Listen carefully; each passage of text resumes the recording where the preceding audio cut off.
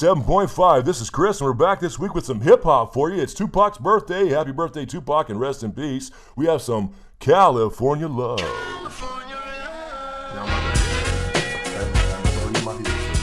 Hey guys, it's Chris, and I'm back with James in his tie-dye t-shirt this week for our weekly Q&A on episode 8, No One. But before we get started, I want to talk about something really quick. I had somebody ask a few Q&As back. Yeah. James had asked a question, and part of their question was I on the Amino Game of Thrones app? So I want to take a second to talk about Amino. This app is really, really cool. It is called Thrones by Amino, and they have several other specific apps too for areas of interest. But this is a GOT community. Spoilers are welcome there. It is only dedicated to Game of Thrones. This app is available on iOS and Android, and I'll leave some links in the description below for that, so be sure to download it. So this app's really cool. It's got a lot of features in one. You can use it like a blog forum style app with news and post. For example, I post a lot of videos there and chat with you guys in the comments about it because you can actually embed YouTube videos on this app. It's got really cool features like polls. You can chat with fellow GOT fans and gain a following on there, and that's chatting with individuals and in specific chat rooms. And you can also explore a catalog and pick specific GOT areas that you are really interested in, such as certain characters or houses. So a really, really cool app all rolled into one. So anyway, check Thrones Amino out. Be sure to download it from the App Store. I will leave the links to the App Store in the description below. Remember, you can get that on iOS and Android. And be sure to follow me on there. I am Smokescreens. I will continue posting my videos on there as usual every week, and also I will likely be doing something for episode 10 next week. Anyway, I just want to let you guys know about that, so let's get to the Q&A. Out on bail, fresh out of jail, California dreaming. Soon as I step on the scene, I'm hearing hoochie screaming, fiending for money and alcohol, the life of a West Side player with cows die and it's wrong ball.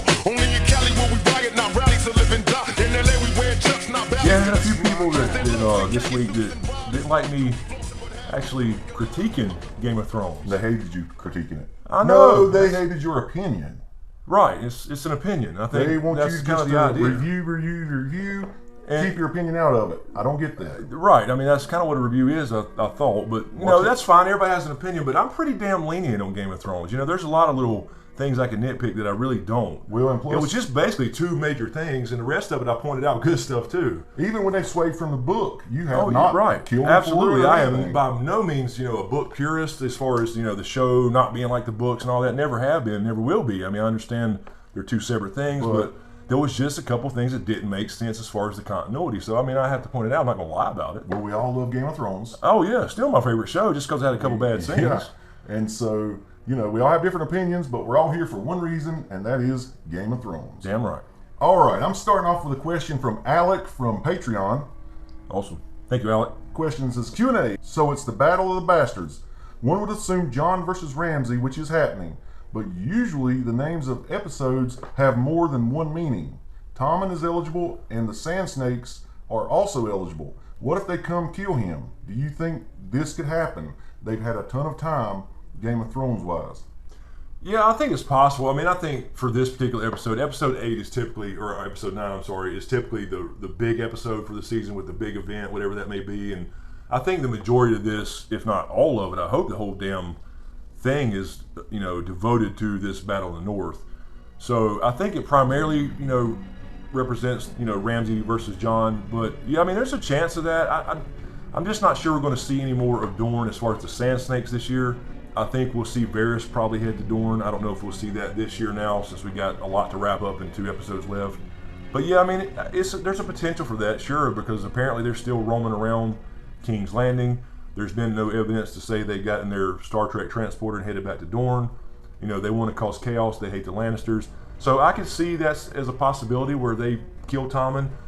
But I think right now I also see the possibility of Cersei accidentally, well, not accidentally, maybe purposely killing Tommen when she goes for the wildfire, because that's where the big cash is under the Sept of Baelor. She can no longer have a trial by combat. That was taken away because the mountain ripped somebody's fucking head off like a Predator.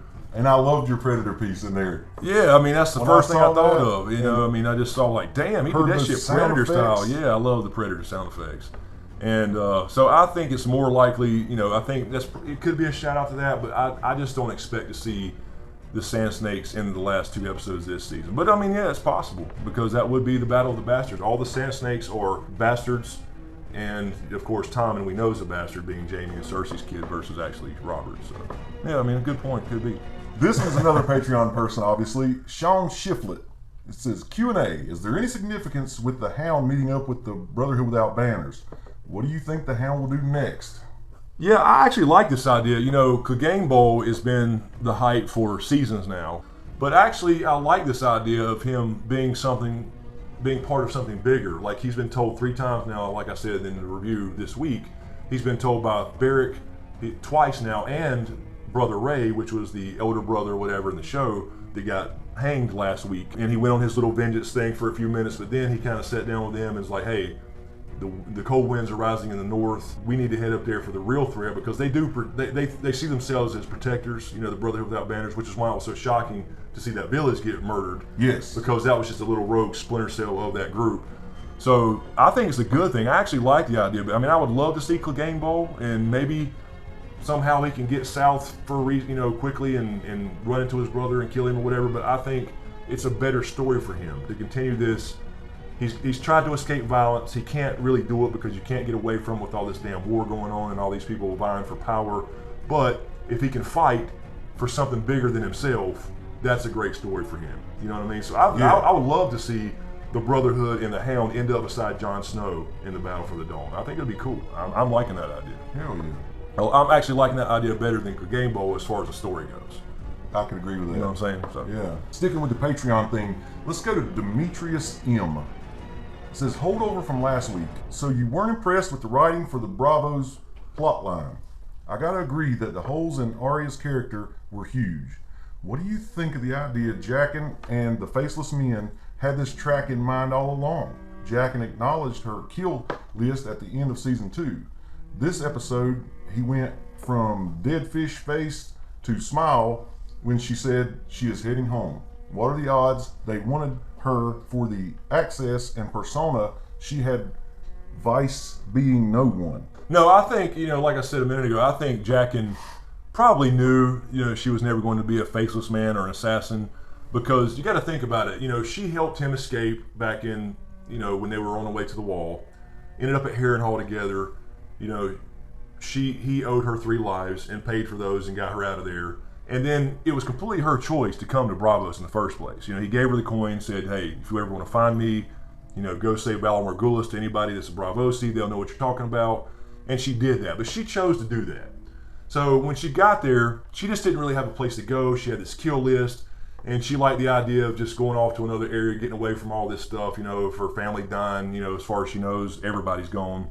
I think what it boils down to is he knew it's, you know, she had skill or she was special in some way, and we thought that was going to be the warding thing, you know, because in the book she does ward. Right. So we thought, so I think it could have went either way. Like, he would have been happy to have her as assassin, as a faceless assassin, because she would have been damn good at it, especially if they threw in the warding stuff in the show. Yeah, no shit. But at the same time, if she ended up, I think he also kind of knew that she had been through a lot of shit, but you can come over here and learn some of this stuff, and then you can probably use that for your... Yes. Because either way, it doesn't matter to the many-faced god. That's what he always says. It doesn't matter. Either way, you know, faces are going to be added to the hall. Either way, you're going to die. So I don't think he cares as far as which path she chose. I just think he was there to help, you know, in that regard. So I think he expected that. As far as the plot line goes, the only thing that made this bad wasn't necessarily the Terminator T-1000 chase scene or her trying to fight her in the dark. The points I had made to some people in the comments already were, if it wasn't for the episode where she blew out the candle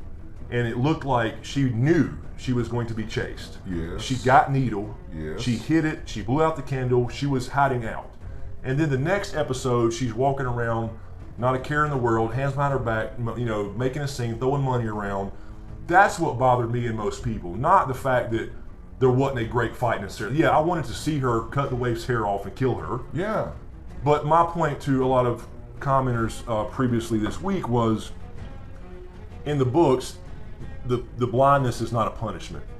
It is part of her training. She can get her sight back anytime just by asking. Oh, okay. And in the show, it is kind of made out to be more of a punishment because she wore her face before she was ready or whatever. But at the same time, you've got to assume that that's very similar and that they all go through that because she did train with it. They made it a point to train her blind, as you know, with stick fighting and all this other stuff. So it is a training tool, and you have to assume that the waif went through the same training. Yeah, you have to assume that. But she is essentially a senior student, whatever she is. She's already wearing faces. She's got permission to do that. It doesn't make her blind now. She's much more advanced than Arya, obviously. She whipped her ass at every turn almost. Arya got in a few good licks here and there as she started getting better, but I just see her as a more seasoned, faceless trainee, if that makes sense. True, That's all I was saying. It's the consistency of her character from hiding out with Needle, blowing the candle out, knowing she's being hunted, to then acting like, well, I'm just going to go steal some gold or silver and go home. That doesn't transition well. That did not transition well to the city scene in broad daylight. Right. There was no and then acting surprised when she gets stabbed on the bridge. That was the problem I had with it. Why wouldn't that aggravate anybody? That's all it really was. And so it came out on this episode, I guess, but it really was the combination of both episodes. Yes. Because there was no continuity there with her character, the way she was acting. That's all I really meant by that. And everybody thought there's got to be a twist. It's either Arya's got, dual personalities, the whole Fight Club idea that came out, this is really her killing herself to be no one, or, it's not Arya, it's Jaqen. All these things we expected some kind of payoff because she wasn't acting right. So that's where it got frustrating. And that's all it really was. It was the combination of both, but I just happened to kind of ran on it for this particular review because it just didn't make sense. Now, at the beginning of your response to this, you said something about her and Jaqen meeting up at Harrenhal. Is that what you said? Mm-hmm. All right. Is that the place where I'm at now, where she is fetching water for for Tywin, right? Tywin Lannister. Yes. Well, I'm gonna tell you right now, I hate those guys that are torturing those people with rats. Yeah, that's the tickler. That's the first on her list. That's terrible, man. That's the first on her list, and those are the Mountains Men, and they're horrible. Oh, that is when she said name 3 people. That's right. That's who she said. Right, the tickler. The tickler. That's horrible, man. Right. I felt so bad for those people. So yeah, that was another thing that came up last week with this whole thing. A lot of people were saying, well, maybe Jock can let her go because he owes her a life. But we mentioned this last week. Yeah. He paid for those, so he actually gives her more than is actually owed to her. I thought that was really cool when she said, "I don't know his name," and she said the tickler. I guess he said, "Good enough. That's good enough." And I was like, "Yes, right, man. He's awesome." I can't wait to see how his character unfolds for me. Right. All right, here we go. Patreon, Mark Joseph, aka the Snow in Winterfell. Q&A. Do you think we will finally get confirmation of R plus L equals J in episode 10?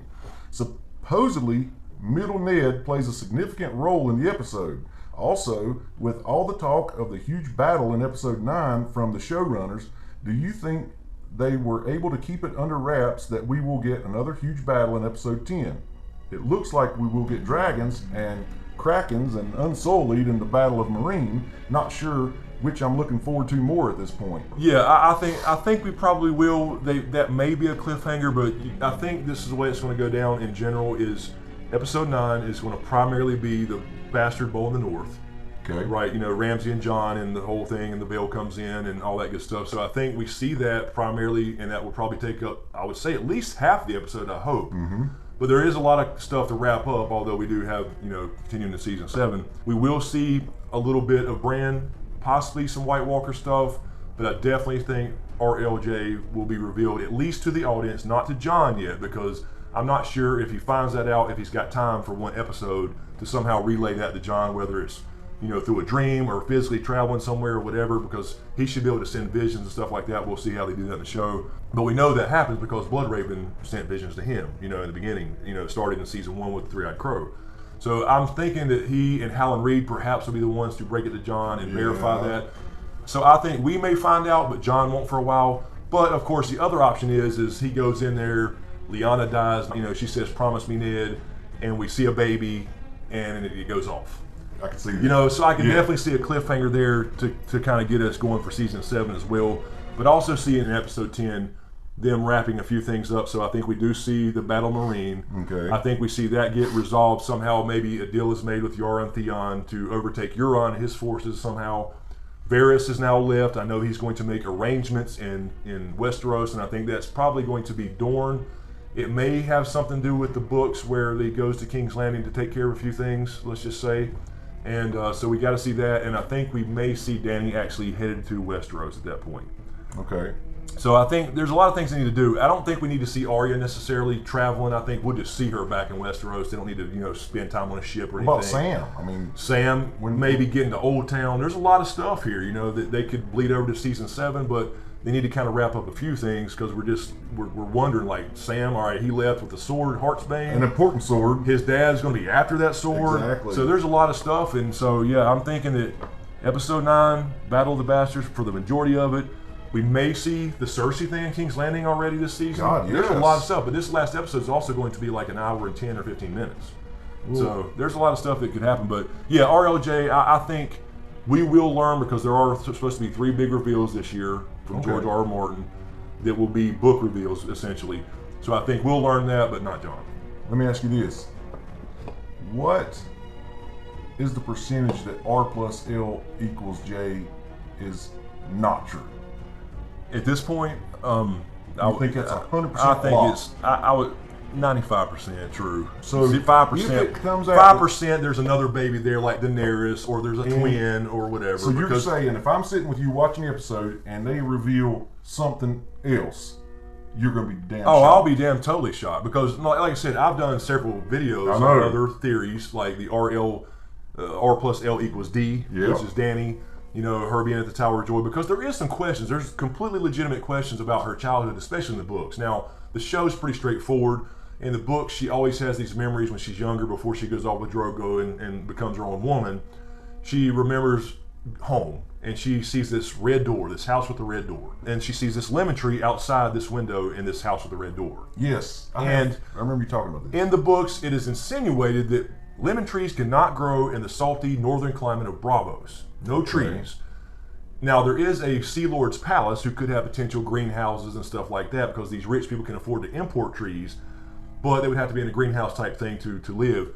But we are reminded throughout the books that lemons equal Dorne. So that implies that Dany could have spent some time in Dorne as a child, and she's remembering some part of Dorne with a house with a red door and a lemon tree out front, because in several other chapters, not even Dany chapters, we're reminded lemons equate with Dorne. Okay. So there is some definite questions, and that's why I did those videos. I'm still open to those things, but now that I've seen season 5 especially, and even more now in season 6, RLJ for me is just, it's 95 to 99%. I mean, I would be totally shocked if it ended up being, you know, Dany or John has a twin. You know, a lot of people think John and Mira are twins. I don't buy that either, because in the books at least, it is very clear that Mira is a Reed, the way she's described as a Cranningman, you know, short and all this kind of stuff.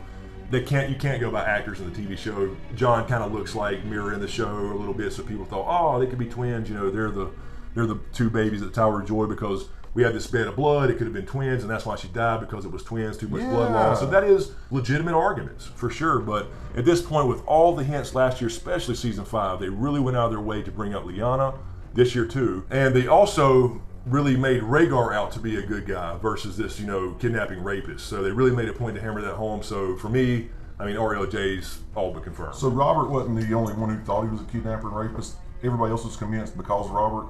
Basically, yeah. I mean, that was the story. That's how the story went. You know, he kidnapped Lyanna. They never suspected Lyanna actually loved Rhaegar. Well, this kind of bleeds right into this question. Jennifer Shanley Clark. She says, do you think we're going to get the rest of the Tower of Joy this season? And how will John find out who his parents are? I feel like Howland Reed needs to make an appearance soon. Yeah, I mean, like I was saying before, I think we will get the reveal. I think we'll find out. I don't think John will yet, because we need Bran in the picture, right? He can kind of put the puzzle together. Yeah, because he's the one in the vision. He's the one that's going to see, you know, Lyanna die in the bed of blood. And yeah, Howland Reed, he's got to come vouch for it, because if Bran finds Bran out, could tell him. But if Howland, who's the only one there, he's the only surviving, you know, man who was at the Tower of Joy, except for the baby himself. So if Bran sends John a vision, or, you know, says, hey, by the way, you know, you're Rhaegar's son and Lyanna's my aunt, nobody's going to believe that. But Howland Reed was there, so he's got to show up. And George R. R. Martin has said that he will, in fact, show up, at least in the books again. So I got a feeling we'll see him in the show. They did bring him out in the Tower of Joy and kind of made a point of him being the one who saved Ned. Yeah. So we'll definitely see him, I think, because otherwise it's just a rumor, you know. So we'll see. But yeah, the vision of some crippled child or whatever. Right, and how does he get that out there? You know, I mean, he can tell John, but then what? You know, so how does that go down? But yeah, I think we get the reveal. I mean, again, it could be a cliffhanger, but I don't know if they'll do that or not, being that they've already shown us half of the Tower of Joy. They show us the second half and still don't finish it. Hey, I don't with see these that. writers, man. Well, that's right. You never know. Let's see. Zwain Tremendous says, "What's up, guys? Great review as usual. Thanks, Q&A. What's Varys up to? And is he a Targaryen or Blackfire? He must have king's blood, as he was offered to the Lord of Light when he was a child and got his junk cut off. Right. Who will save the day in Snowball, Littlefinger, Bran, or would it be decided by 1 versus 1, as John said in the trailer? Peace out. Yeah, I think John will offer the 1 versus 1, settlement with Ramsay. Ramsay's not going to take that fucking deal. John's an honorable guy. Ramsay wouldn't live up to that thing as far as the fighting honorably 1-on-1 to decide the battle without everybody dying. So that ain't going to happen. Okay. That will be rejected immediately. As far as the battle goes, I think it's going to go down pretty cliche. It's one-sided. John's going to be close to losing. They're going to be backed up by the Bolton army, and here comes the Vale at just the right time. Although they are in Moat Caitlin right now, I think he said he had 10,000 men. I think that was the whole thing with Sansa and Littlefinger's, the letter she sent to him. Yeah. It was confirmed. It was Littlefinger she sent that to. And as far as Varys, Varys, Targaryen or Blackfire? Yeah, I think there's something up with Varys. I think he keeps his head shaved. It reminds me of Egg from the Dunk and Egg novels. This is young Aegon V, who went by Egg. That was Aemon. Oh, okay. That was Aemon Targaryen, the Maester at the Wall. Maester Aemon, that's his brother. Yes. So this was like 100 years, this novel here, or the set of novels was about 100 years before our story.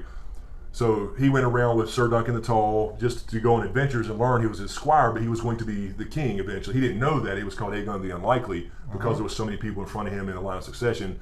Maester Aemon turned it down. Egg became Aegon V. Okay. So I think there's something up with Varys. In the show, I think he is completely loyal to Dany because there is no other aspect as far as in the books. We have another character called Young Griff or / Aegon or Fagon, whatever you want to call him. He is supposedly the real Aegon Targaryen that survived the sack of King's Landing. Apparently Varys smuggled him out, and Varys and Illyrio, seem to be Targaryen supporters. But in the books, Varys seems to support Aegon. Now, we don't know if Aegon's a Blackfire. I think he probably is. I think he believes he's a Targaryen, but I don't think they're telling the whole truth because they're with John and Connington and the Golden Company. And the Golden Company was founded by Bittersteel, which was Bloodraven's brother, half-brother. Oh, shit. He was a bastard of Aegon IV, just like Bloodraven, but he supported Blackfires completely. So it is suspicious in the books. But I think Varys in the show, I think he does fully support Dany because they completely cut the Aegon storyline. It's all kind of condensed into Dany alone. And when Viserys got killed as the rightful king, as far as they're concerned, as far as the Targaryen lineage, it went to Dany. And now I think he's just leaving to go make preparations. I think it may be Dorne because we did get a little hint from Illyria Sand when she shanked Doran Martell that we all hated. That happened where they just completely cut the Dorne storyline almost. Is she told Dorne when he was dying, a weak man will never rule Dorne again. So to me that shouted Dany. Gotcha. So I think Varys is headed there to make preparations, make allies for her but because a lot of people had suspicions, and I agree, he got to Meereen and met Tyrion once Dany was gone, never met her. Right. And then as soon he took off on his secret mission, and then she showed up. Right after. But he didn't know when she was coming back. So he had to go do what he's got to do regardless because they don't know if she's ever coming back. You sure it's not a Clark Kent Superman thing? People actually thought there was something to that. Are you serious? Yeah, like you never see them in the same place at the same time. But I think it's pretty straightforward. Yeah. I think it's just that, I got to go take care of this. Hopefully she comes back really soon. He couldn't wait, you know what I mean, necessarily, if depending on the plans that he has. So I think he just left because he didn't know that like the next day or the same day or whatever that was portrayed to be, that she was just going to show up on Drogon. They may go the route where he heads back to King's Landing and does a few things that happens in the book, although I think that may be done a little differently in the show. So I think he's probably headed to Dorne, but there is a possibility he sneaks back into King's Landing and make some arrangements. With Dany coming over, what does Varys need in Westeros to help Dany? He needs chaos, right, in King's Landing. So next we have Lauren Wilson. She says, Q&A, next week is Bastard Bowl. Do you think the Knights of the Vale will storm in when all hope is lost? Or do you think another army might make an appearance as White Walkers? Yeah, I definitely think the Vale, I think I mentioned that just a minute ago, I think the Vale shows up just in the nick of time, that gets, Littlefinger back in Sansa's good graces a little bit, because he still needs her for the North. I mean, he's doing it to legitimately help her. I don't think he really knew how bad Ramsay was, but at the same time, he's in it for the power. He's using her just like he does for everything. So yeah, definitely the Vale. I don't think we're going to see the White Walkers involved in that battle yet. I think it's just a tad, even though they're moving really fast in the show, and now apparently only 2 short seasons left, I don't think we're going to see White Walkers involved in that northern battle quite yet. Okay. I don't think they're. I think we may see them possibly approach the wall in season or episode 10. Maybe that's another thing to kind of get us see them for season 7, where they like actually approach the wall, or Bran sees it coming down in a vision, or maybe really coming down. Yeah. But they're not quite there yet. So I think they really got to get this whole northern thing taken care of as far as being united under the Stark banner. I would hope so. And then they start bringing in the in-game pieces as far as Dany and all those guys to start the big battle for the Dome. So. Okay. Well, she ends with P.S. I love you and all your videos. I watch you religiously. A little thumbs up. Oh, thank you. Appreciate that. This is from Kejdi Camberry. Q&A. Uncle Benjen was mixed with Cold Hands. Do you think then D&D will mix Blackfish with Stoneheart? I don't think so. I just don't think the Stoneheart, is going to be a story at all. I think so. That's gone. Yeah, I just think it's gone because the opportunity's missed. Yeah, I think it's too far. We're too far past that point of her being, the Brotherhood. We clearly see that Beric's still alive, in charge of the Brotherhood. We literally saw the Hound piss in the river. I think that was a little shout out to say, because that's where they pulled her body from. Okay. So he literally pissed in the river saying, you know what, you're not getting Stoneheart. We've been teasing that shit for 4 years, or whatever. Forget it. So I think we're kind of past the Stoneheart thing. I just think he's done. I just think he went out, he could potentially be, thrown in a river and somebody finds him and Beric gives him the kiss of life and brings him back. But I don't see them making the Blackfish, a Lady Stoneheart type character. I don't think it's going to be a male version of a Lady Stoneheart, in other words. Okay. That makes sense. Doesn't make as much sense as Cold Hands. Yeah, because Cold Hands Benjen, that was an obvious thing to do in the show. Instead of having 2 separate characters up beyond the wall, it made sense for that to be Benjen. Even though George R.R. Martin said to his editor on a little note when she asked about is Benjen Cold Hands in the books, he just marked no. Now, we all take that as it's not Cold Hands. Benjen's a completely different character. But he also could have been saying, I'm not saying it's true, I'm just speculation, but what if he's saying, no, as in Benjen's dead, this is a different character now? You know what I mean? So it makes sense for those to be combined in the show at least. But I don't think it really makes sense for the Blackfish to come back as a male Lady Stoneheart type of character. It just wouldn't have the same effect as a Catelyn who's been through all this shit and watched all her children die and shit, and especially Robb right there at the Red Wedding. Did you say earlier that Sansa's letter definitely went to Littlefinger? Yeah. Definitely? Because you Michael Coleman says, what if Sansa's letter sent a letter to Howland Reed? That would be interesting, but she wouldn't know anything about that other than stories. But yeah, no, somebody was able to flip that letter upside down and zoom in. You could really read it pretty damn clear. So yeah, it definitely went to Littlefinger saying, you came up here and offered the Army of the Veil, I'll take it, because we're pretty fucking desperate. This question is from John. All right. Damn. We got a John? Just John? Just John. This is Q&A. Why did Brienne of Tarth leave Riverrun? Why didn't she make the same offer to Edmure Tully to bring his Tully forces north to help Sansa Stark take Winterfell? After all, the Tully forces now have nowhere to go, and Jaime Lannister would be happy to pit 3 enemies of the Lannisters against each other, i.e. the Starks and Tullys versus the Boltons. The Boltons had betrayed the Lannisters by marrying Sansa Stark to Ramsay Bolton when she is wanted in King's Landing for murder of King Joffrey. Yeah, this is part of the issue I had. I completely agree. This was part of, I mentioned primarily in the review video, why waste a Blackfish like that? Why go out and have him killed when he could have said, okay, I'm going to go help my family. And by the way, the Tully words are family, duty, honor. Family comes first in their house words. He just forgot about that apparently. But I guess that's why he's named the Blackfish, right? Like the black sheep of the family. But to me, it was a waste for him not to take that army. I don't care if it was 50 or 100 men, whatever, and go help his damn family. The only people he's got left, right? Mm-hmm. So they had him go out and die off screen. Okay, well, Brienne was never. Why did she run? I don't know. She was there, given permission by Jaime to go in there and negotiate. She could have walked out the door. Didn't make sense to me either. So she tried to escape and take the Blackfish, I guess, and they waved at each other. He wouldn't go. So she's rolling down the river. Who's with her again? Pod. Her and squire Pod. Jaime's up there waving at her. Yeah, waves at her, and he could have easily called his men, and I understand that was kind of back to good Jaime again, letting her go. He's got feelings for her, wondering if he's ever going to see her again. But to me, it's like, I agree completely. Why not make that same deal? Why not go back to Jaime's tent and say, okay, the Blackfish died, he was a stubborn bastard, But now that Edmure's here, you want this castle. Let me take Edmure and his men, because he is the lord of Riverrun, and go up north and have the same exact deal. And Jaime would have said, yeah, as long as I get this damn castle, I don't care.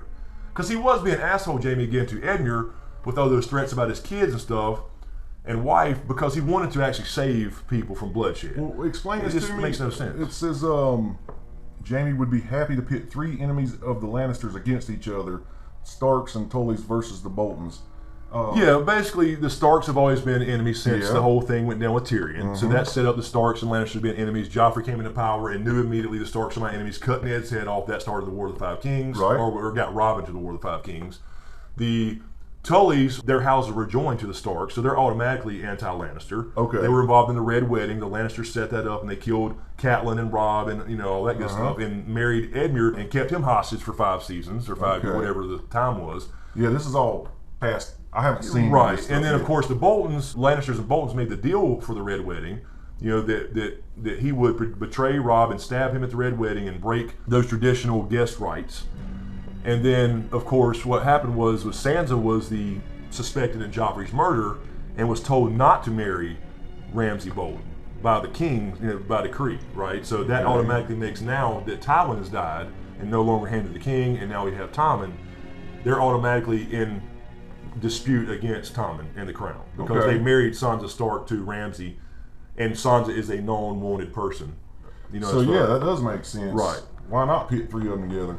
So, do you think they really missed out on something there, and not having her go offer the same offer again? I think so. I mean, just for the sake of the story. Where is she now she's going back north to say, sorry, my lady, I couldn't bring anybody. Nothing. Yeah, I failed again. That sucks. Yeah, that's what I mean. It was just an ending that it could have been, not that those 50 or 100 men would have made a huge difference, but just to see it at a good resolution. Nobody had to die.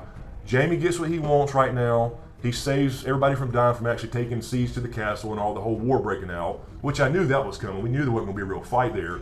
But why not let these forces go up north and join the whole battle in the north? It just seemed to be a waste to me. Now, those Tully men are what? They're prisoners?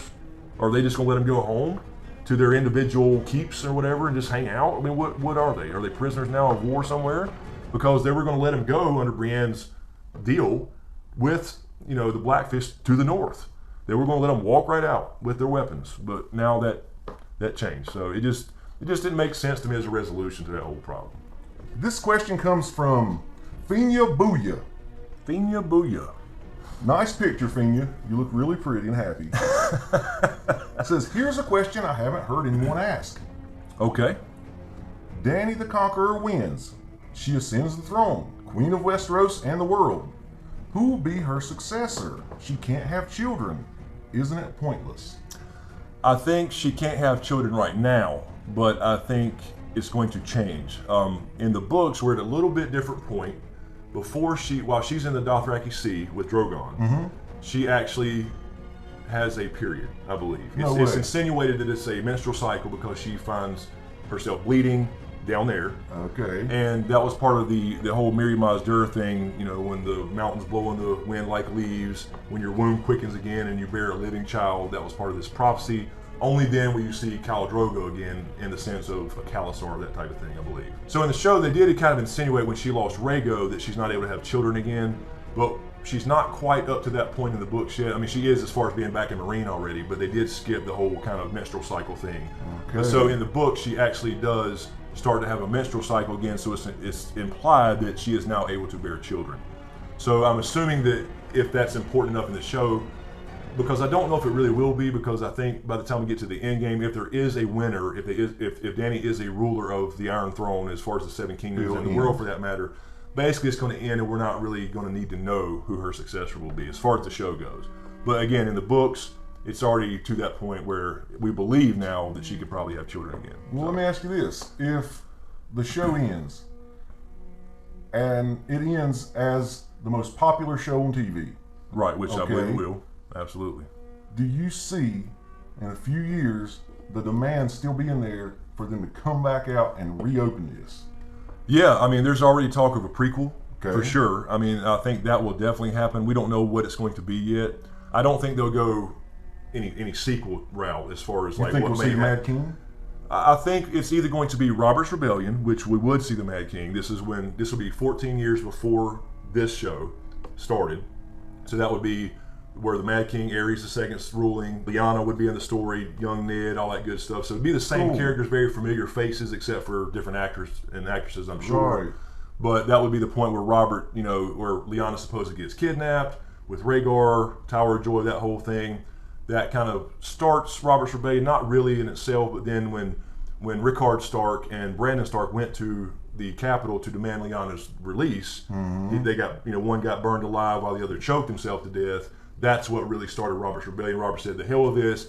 He called his banners, he joined with the Starks, and they all took over and did Robert's Rebellion. Now, so that would be an option. The other one I would say really quick would probably be possibly Aegon's Conquest, which will be 300 years before, and that's what everybody wants to see, Aegon coming over with 3 dragons conquering standing Westeros on the back of them. In the first place. The only reason I don't see that possibly happening, and a lot of people think that it would be just too much CGI with dragons, because as we see this year, we don't get to see a lot of dragons or direwolves. They just kill them off. So, well, let me tell you this. I've been catching up on the show, right? Right.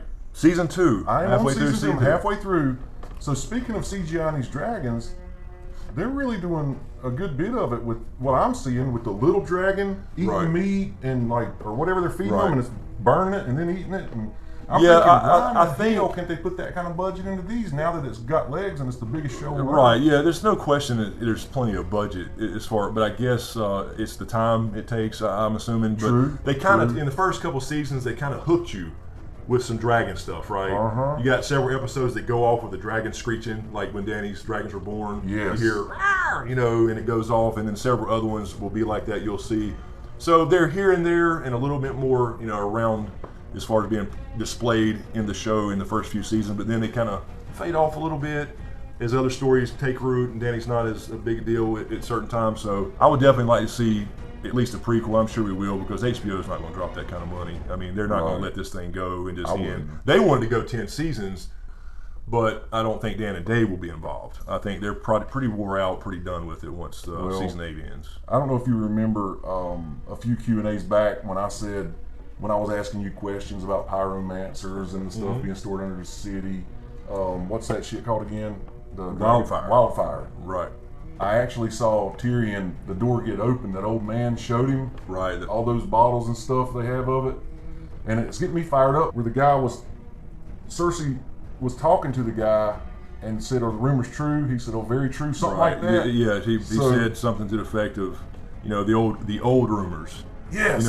And I had my little birds investigate, and she said, well, were they rumors or was something more? He was like, oh, there's more, much more. Much more. But that's the thing, the wildfire you see in season 2 with Tyrion, he knows about that. He has it made for this purpose of Blackwater Bay. They don't know about the old caches. You're right. So it is made for Blackwater Bay. That's correct. And she's been having us work day and night. And I don't know if you've got to the portion yet where he asks about how it's made and stuff like that, and the pyromancers say our spells are kind of working again because dragons are now back in the world. So which enhances magic apparently. So not trying to hog up all the time, guys. I just get fired up about this. Okay, next question. Devious Keeley, cool last name. She has 2 questions. Okay, but I'm just limiting it to the first one. Okay, it says, during the Battle of the Bastards, do you think a few houses that are on the side of the Boltons will pull a Battle of Falkirk and lay down their arms to aid the Starks? And if so, which houses do you think would still be loyal to the Starks? I don't see that in the show. I see, I would love the idea of at least the Umbers, kind of pulling a turncloak and bullshitting Ramsay, but I just don't see it. I think they legitimately in the show made Small John an asshole. Because he some people argued, and I would love to see this, that he brought in Rickon as a hostage, and he refused to bow to Ramsay, which is kind of a northern thing, to bow and swear you're fealty, and that's kind of a big deal. Right. And he refused to do that, and he's like, fuck all this. Basically, to me, it's indicating that things are changing, but he brought in Rickon as a hostage, as a gift for Ramsay, and also had killed Shaggy Dog. So that's a very dangerous gamble to take with the Lord of Winterfell, presumably because they presume Bran being dead. Okay. So I just don't see that happening in the middle of the battle. Now, at the end of the battle, when I think what's going to happen does happen, you may see people, okay, we'll give up, we yield. Yeah. But they really didn't include a lot of these other houses that we know of. I hope we see some Manderleys and things like that, but I couldn't imagine. So far, it looks like we have basically the Starks, the few Starks, which is really just Jon and Sansa. The Wildlings is basically the Stark army. Right. You have now the Hornwoods. We've seen them in the trailers. We've seen their banners. We see, of course, the Mormonts with Lyanna Mormont, the badass little 10-year-old who runs Bear Island with 62 men. And basically, that's it. You know, there's really no other houses. There's so many more in the books, you know, but they're not going to include all those. Are you those. talking about that's it as far as the Northern Army? Yeah, that's it. That's all that Jon and Sansa have, you know, really. And so they're really making this one-sided because, you know, and then you have, of course, on the other side, the Boltons and their army and the Umbers and Karstarks. And that's really the three they're featuring as far as the Northern houses. So it's really a one-sided thing. And I can almost see this coming. It's really a setup to me for the Veil to come swooping in at just the right time, because Sansa did write that letter to Littlefinger. Like, you know, I'm going to cash in this favor. Who's the army or navy coming into the pyramid right now? And you saw Drogon flying off? Yeah, now that's supposed to be the Yunkai Masters. You saw the Yunkai symbol on their sails. So that's the slavers in Slaver's Bay, the masters that she had went to city and conquered each of these cities and basically banned slavery outright. Okay. So that's who's attacking there now. But behind them, we should see, and I'm assuming a good time for that will be now, because we know how fast these people can travel in the show. We should see Yara and Theon and the Ironborn start to show up behind them. Did those ships not have some badass weapons? Yeah, that's what I said in the review. You had these, you know, Molotov cocktails being slung off, and you know, on a wooden ship. But it was pretty damn advanced weaponry for Game of Thrones, right? It was. So I was saying in the review, you know, Dany landed on the pyramid and was kind of, if you see these people attacking, you're on the back of a dragon.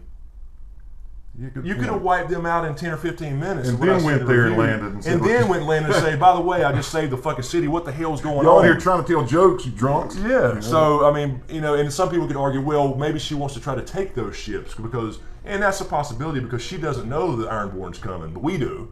We know Yara and Theon's going to show up and try to make a deal. We know apparently that Euron is behind them with 1,000 ships. Exactly, yeah. However fast they can get that done. So, you know, that could go a lot of different ways, but it was just like odd to me that she just landed like to ask questions before you take care of the ships that are bombing you.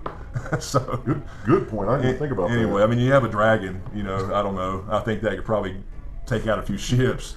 Just a few minutes. And again, that's what I mentioned. That was one of the things I said in the review that kind of bothered me this week. Where the hell is Rhaegal and Viserion? Why are they not being shown? At least let us know that they're either still in the pyramids, one way or the other, or out somewhere.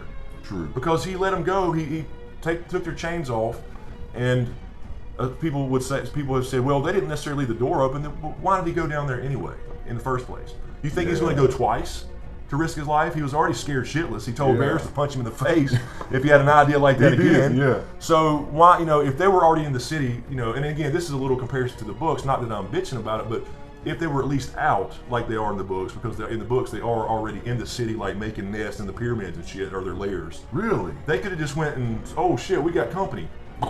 So anyway, I mean, it was just one of those little frustrating things that didn't make any sense for continuity, because you let the dragons out, but yet we hadn't seen them in, what, not 8 episodes now, I think, something like that. So anyway. All right.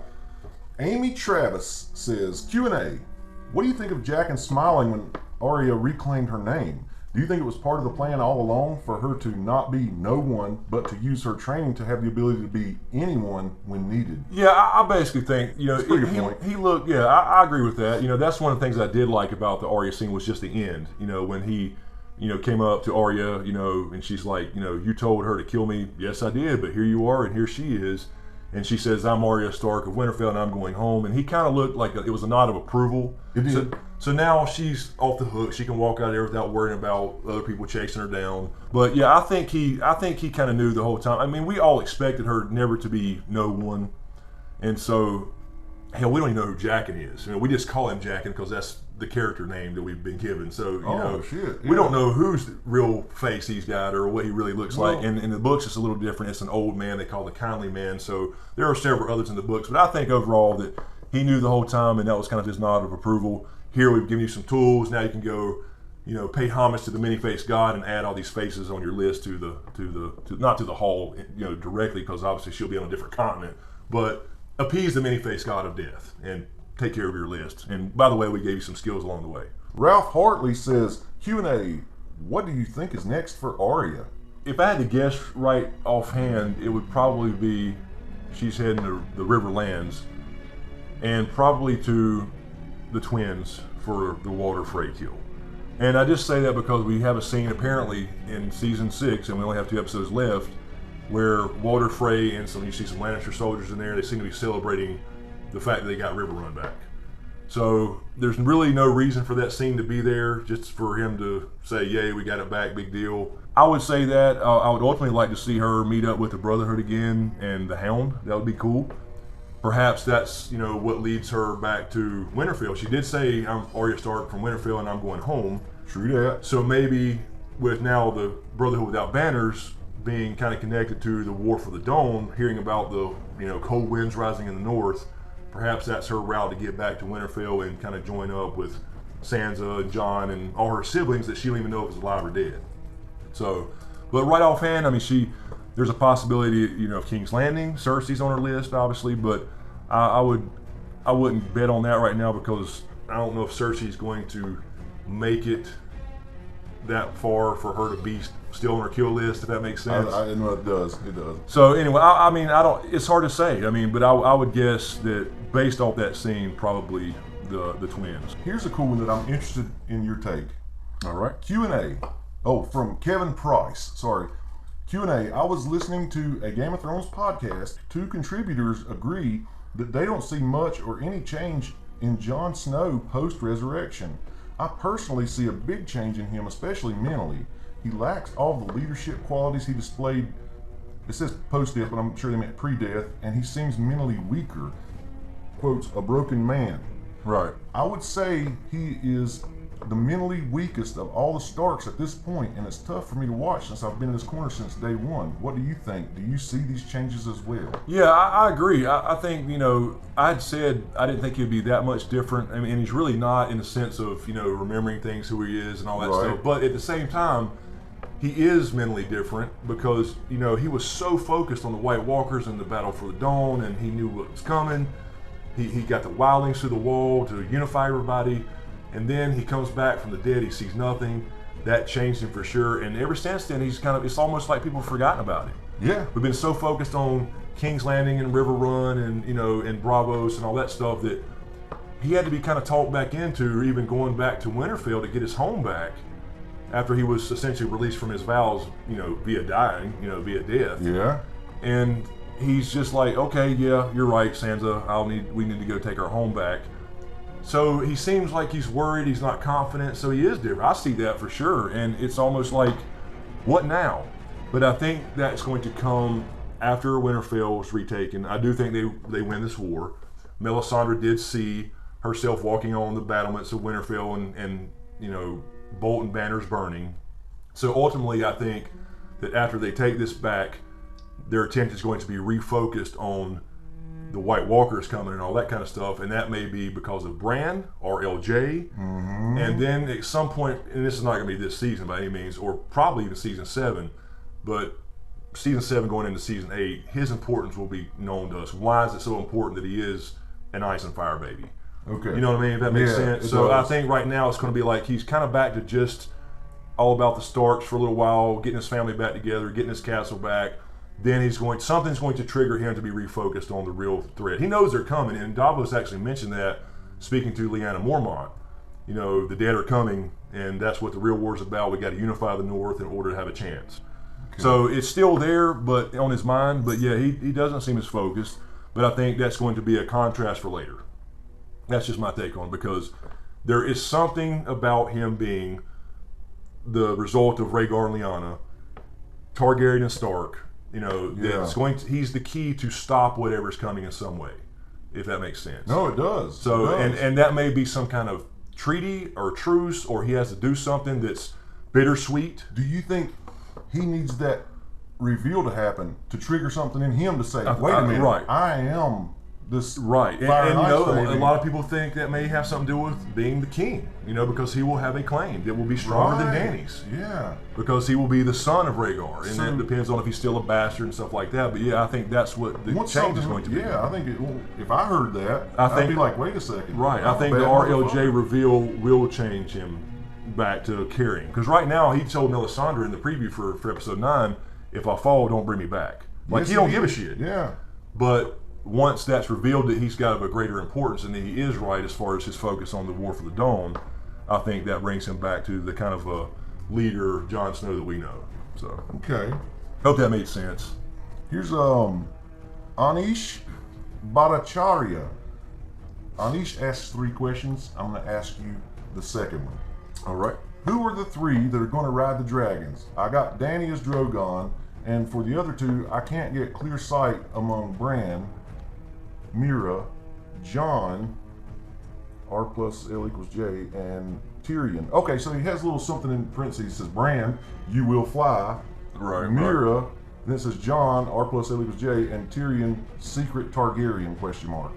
Yeah, I mean, at this point, I would, definitely Dany. She's already Right. riding him. She's already riding Drogon. She's bonded with him the most.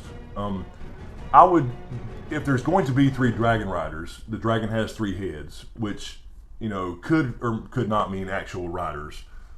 I would guess Jon, Dany, and Tyrion. And that's pretty cliche at this point, but the Tyrion thing, it kind of showed us that. Me and Val had kind of predicted this before the season, that he would have a kind of a moment with him where they dug him or bonded or whatever you want to call it.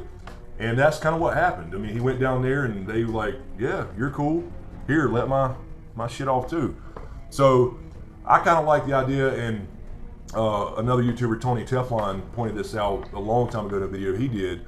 I think was the colors of the dragons. I think mean something. I think he's spot on. I think you have Rhaegal with green and golden pools of eyes and stuff like that, which represents Lannister gold type of thing, ties in with Tyrion. And then you have Viserion, who is a cream-colored dragon. If I had to guess at this point, I would just guess, obviously, Dany, Tyrion, and Jon. But then again, a lot of people think Bran will ward one. But is that going to happen so neatly where there's 3 dragon riders and they go off and save the day against the White Walkers? Or will there be some turn of events where dragons are fighting other dragons? We don't know. Well, man, I think that pretty much wraps it up. This wasn't that exciting of an episode. I do believe you made the Q&A way more exciting than the episode that it went with.